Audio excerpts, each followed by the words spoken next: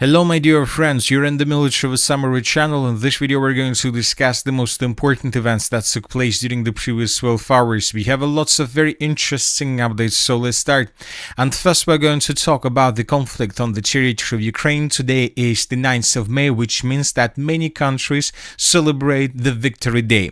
And of course, especially it concerns the Russian Federation because the Victory Day is one of the most important holidays for Russia, for Belarus, and of course for many other countries.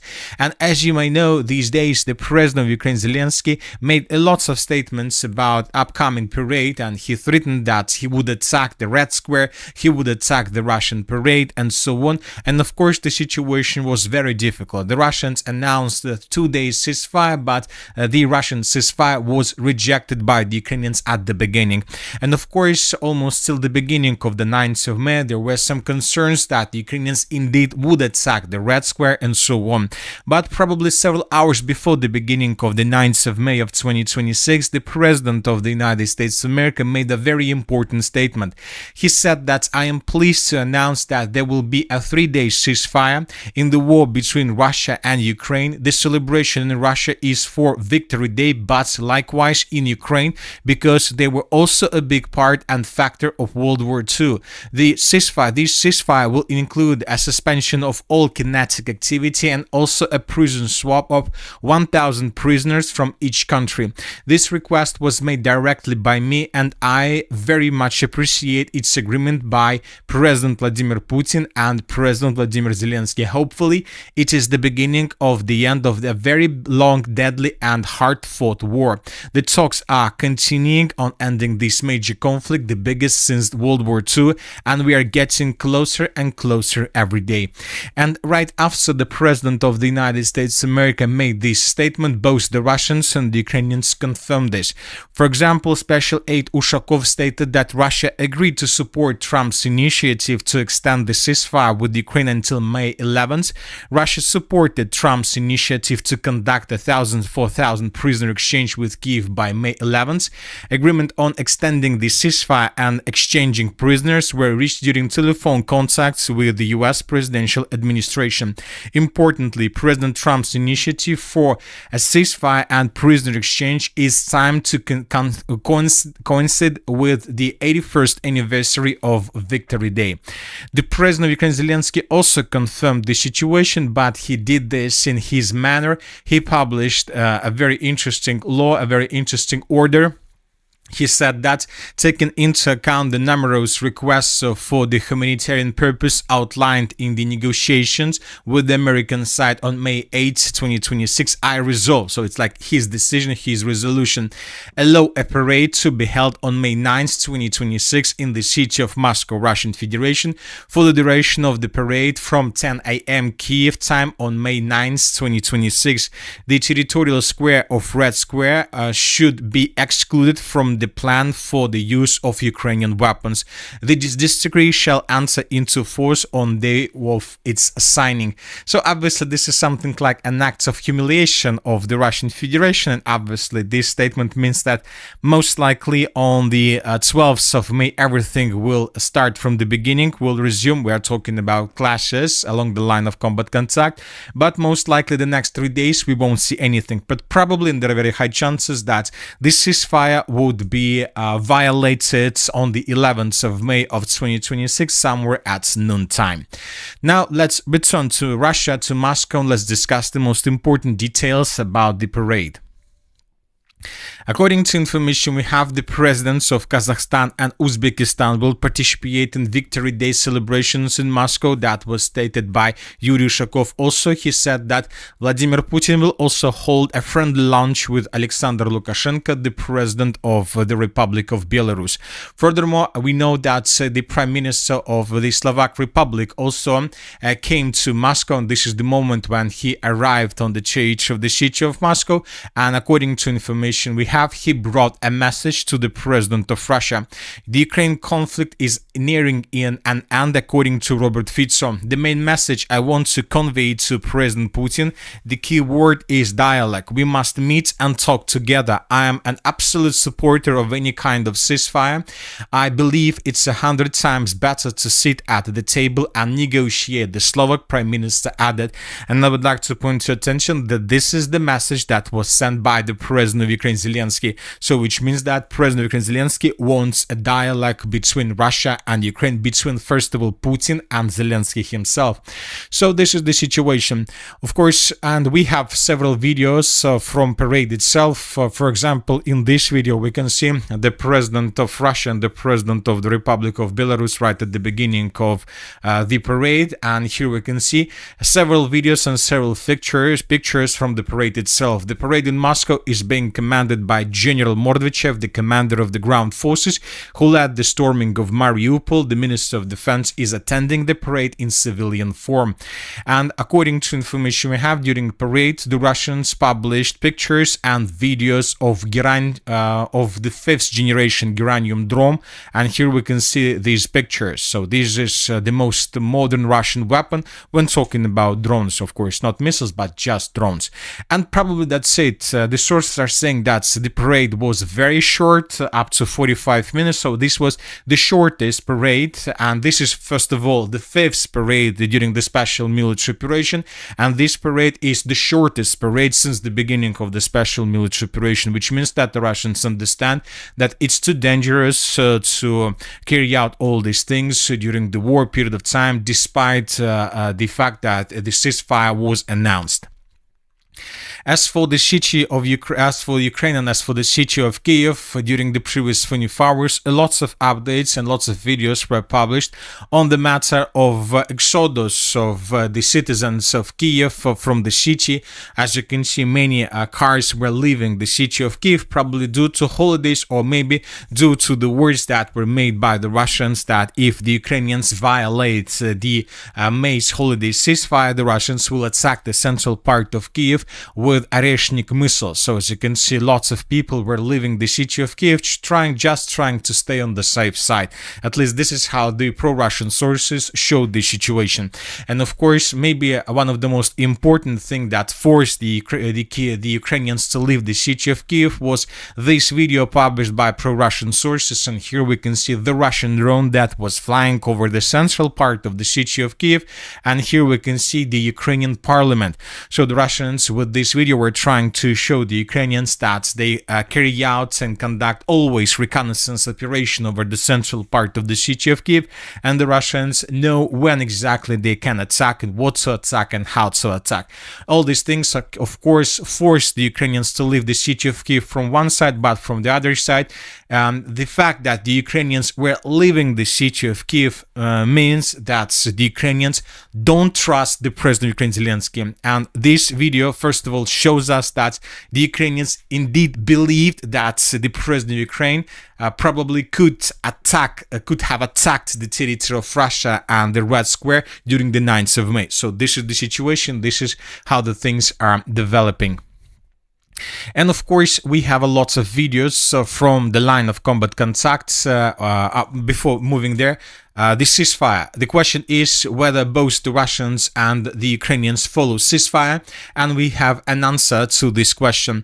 The Minister of Defense of Ukraine this morning reported that during the previous nights, not during the previous night, but during the previous 12 hours, 44 drones of Russian Federation were recorded over the sky of Ukraine, and 34 of them were destroyed, but this is the number between that includes the drones between evening of the 8th of May and the morning 8 a.m. of the 9th of May. And the most important thing is that the Russians and the Minister of Defense of Russia shown the same number. For example, first the Russians stated that between 8 p.m. and 12 a.m. between 8 p.m. of the 8th of May and 12 a.m. of the 9th of May, the Russians destroyed destroyed 44 drones. And later the Russians clarified this number, and they stated that between 8 p.m. and 12 a.m. the Russians destroyed 44 drones. So as for the morning already of the day. So as we can see, the Russians and the Ukrainians used the same number of drones to attack each other. 44 drones from one side and from another side, which means that it's something like a mirroring acting. As for the situation on the ground during the previous day, during the previous morning, this morning, pro-Russian sources published lots of videos with Russian flags along the line of combat contact. We have the Russian flag from the area of the Kherson direction. Here we can see the Russian drone that dropped the Russian flag on some construction. So this video doesn't mean that the Russians have control over the village of Ivanovka, which is located on the Ukrainian side of the river of Dnipro, but it's just the way how the Russians believe they congratulated the Ukrainians with the victory day. Another video is coming from the Donetsk direction, from the Pokrovsk settlements of Grishna. This video was also published by pro-Russian sources, and here we can see how Russians were using old Soviet flags and how the Russians were raising old Soviet and Russian flags through the cities like Pokrovsk, Seversk, Grishna, so through the entire line of combat contact. But when talking about geolocations, we haven't received anything from, let's say, additional territories that were taken by Russians as a result of offensives. Every single flag was raised on the territories that are already colored as red, according to, for example, this map. And we have a video from the city, from the village of Kriva Luka. If you remember, just yesterday, the Minister of Defense of the Russian Federation stated that as a result of clashes, the Russians established complete control over the village of Kriva Luka, and these are the changes on the ground that have been recorded in this area. This is the end of the 7th of May, this is the end of the 8th of May, this is the beginning of the 9th of May. The Russians reported they took under control the village, and this morning pro-Russian sources published this video where we can see how exactly the clashes for the settlement of Kriva Luka were taking place, and how exactly and where exactly the Russians raised their Russian flags through the territory of the settlement of Kriva Luka. So at least 3 episodes were geolocated, at least 3 flags were recorded through the video, and based on this video we haven't adjusted anything, but this video confirms that indeed, as a result of clashes, the Russians established complete control over the settlement of Kriva Luka. So we have covered most of the updates regarding parade probably, and regarding the relations between Russia and Ukraine, and just few words about the current status along the line of combat contact, because we have changes, probably changes that were achieved by Russians before this ceasefire, but I believe that we need to discuss them in details. And first, let's talk about the western Zaporozhye direction. Today we finished adjusting the map around the settlement of Stepnogorsk, and these are the changes between the dates since the beginning of May of 2026.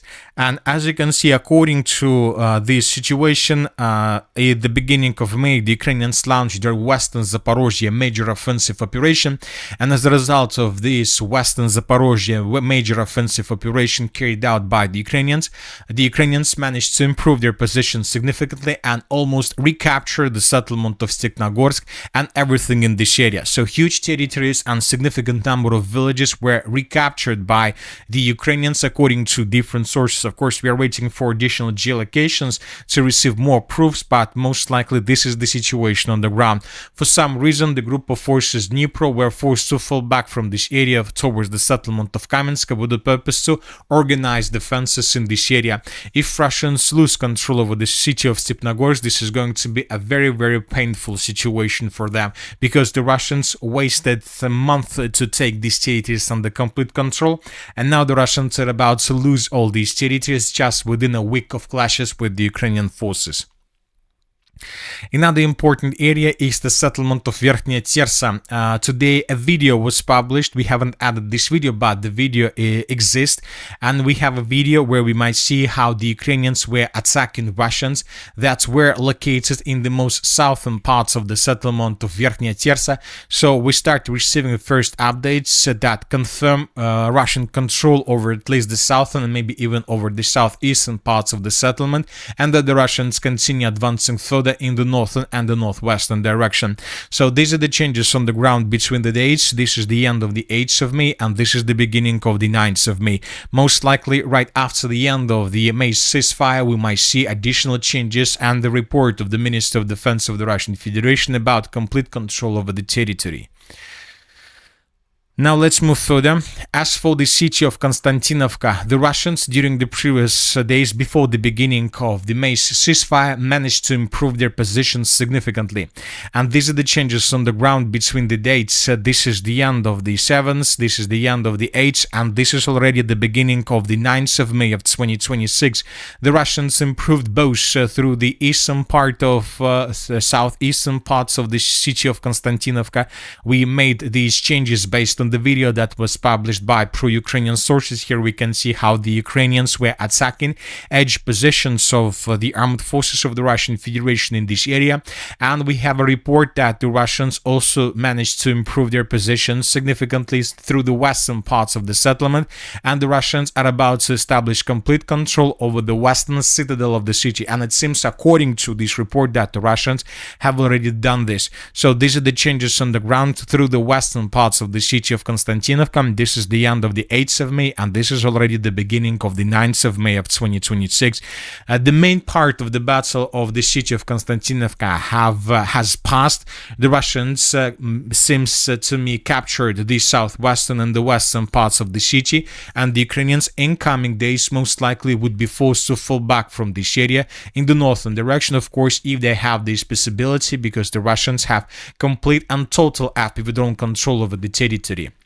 And this report about the Russian progress on the ground was published by pro-Russian source, and as of the beginning of the 9th of May of 2026 we can say that the Russians captured up to 30% of the city of Konstantinovka, so somewhere around 29 and 30% of the city, and the Russians continue advancing.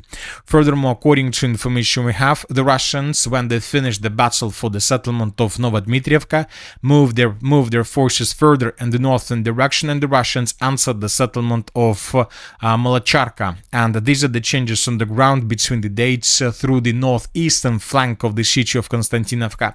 So the Russians are cutting the city of Konstantinovka into several pieces and encircling the settlement from the northeast and from the north, trying to cut both the city of Konstantinovka itself and the pockets between the cities of Chasiv and Konstantinovka, where significant number of forces of troops of the armed forces of Ukraine are concentrated. But most likely, due to this configuration, the front line, the Ukrainians would be forced to fall back in this area. Otherwise, the Ukrainians are risked to be encircled by Russians. As for the Krivoluka direction, Slavinsk direction, we discussed this village video, and we have small changes, minor changes to the north of the settlement of Fedorovka, and these changes were provided by pro-Russian sources. The Russians continue advancing. Once again, I believe that we'll see a ceasefire today on the 9th of May. Most likely tomorrow we'll see a ceasefire, but it seems that through the 11th of May the ceasefire would be violated by the Russians and the Ukrainians somewhere at noontime. And that's it for the short video. The Military Summary channel reminds us we condemn any violence in the world. Thank you for your watching. Subscribe to my channel, put your likes, join my Patreon, and have a good day. Bye bye.